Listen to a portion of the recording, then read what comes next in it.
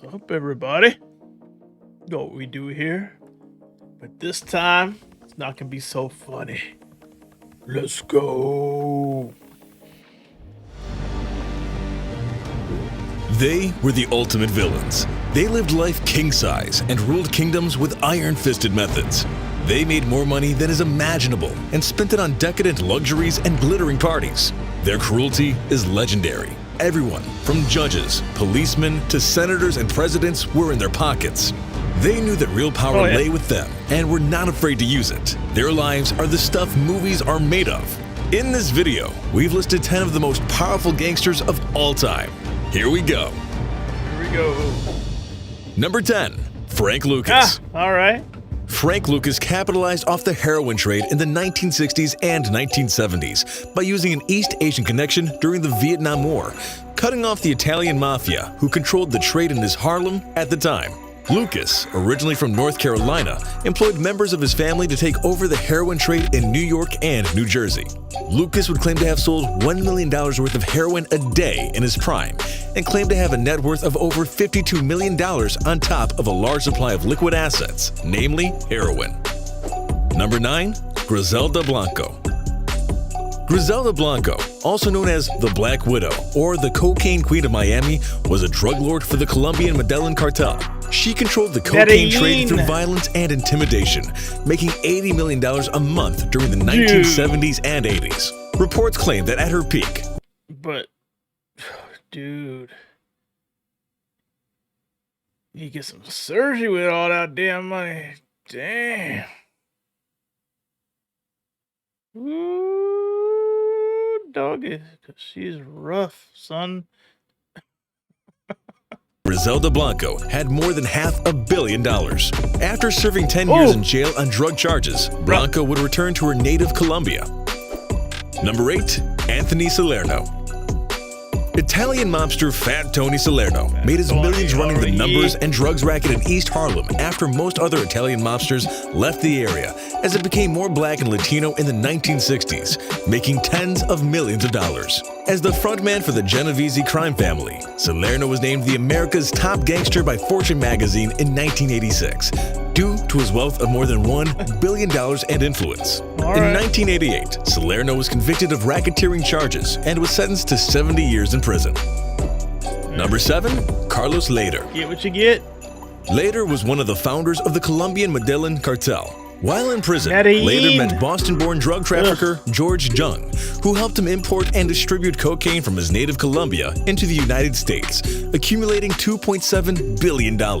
Cocaine made Lader so rich that he owned his own island in the Bahamas and offered to pay off Colombia's debt.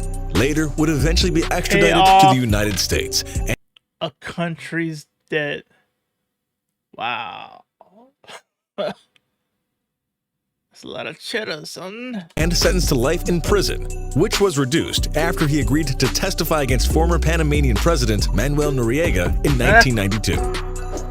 Number 6, Meyer Lansky. Lansky was a Jewish immigrant from Poland who would make a fortune of gambling, both legal and illegal.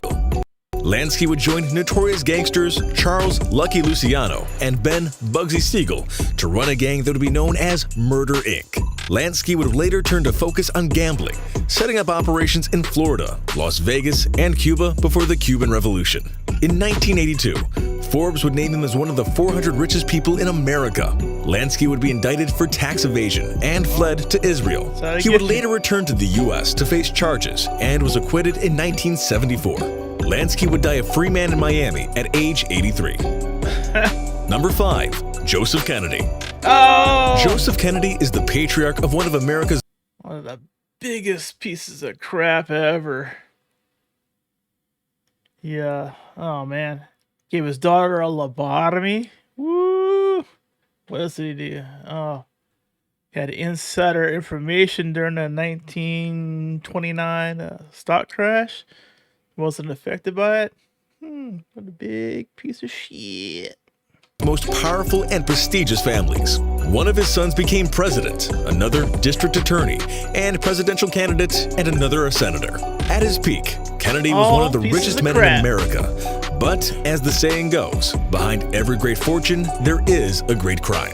Kennedy was already in the liquor business before Prohibition, but according to several books and gangsters, became a bootlegger with ties to the New York and Chicago underworlds after liquor was made illegal.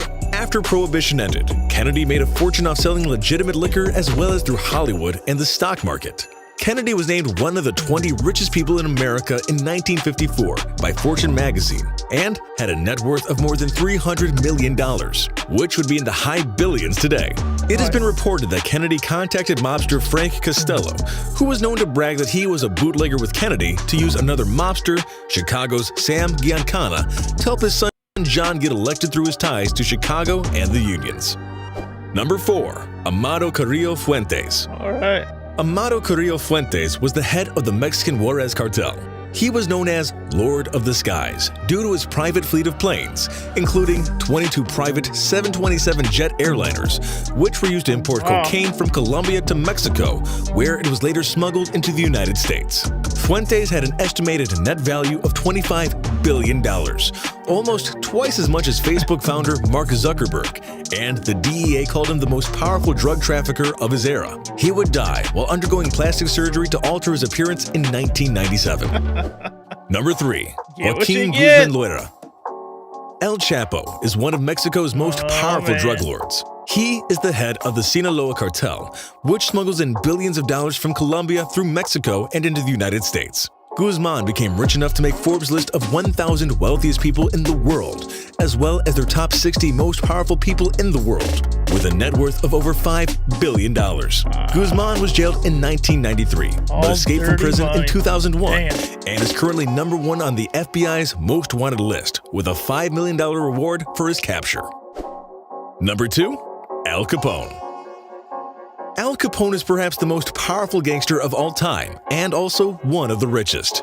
During Prohibition, Capone controlled the illegal alcohol, prostitution, and gambling rackets in Chicago, which brought in $100 million a year at its prime.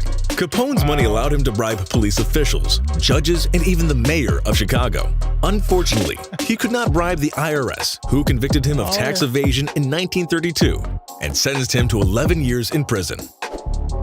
Number 1.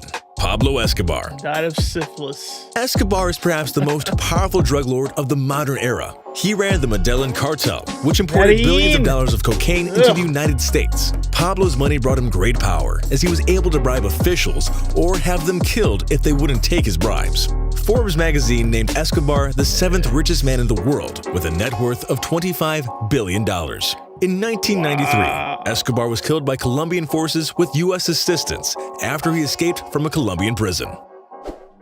That concludes our video of the 10 most powerful gangsters of all time. Let us know another one that should have been on this list. And if you liked this video, then subscribe and turn on notifications so you'll be the first to know when a new video comes out. Thanks for watching, and we'll see you. Yeah. You get what you get. Oh no, man. Or maybe I do. I do, man. I do know, man. All right, man. Thank you so much for stopping by. See you on the next one. Peace.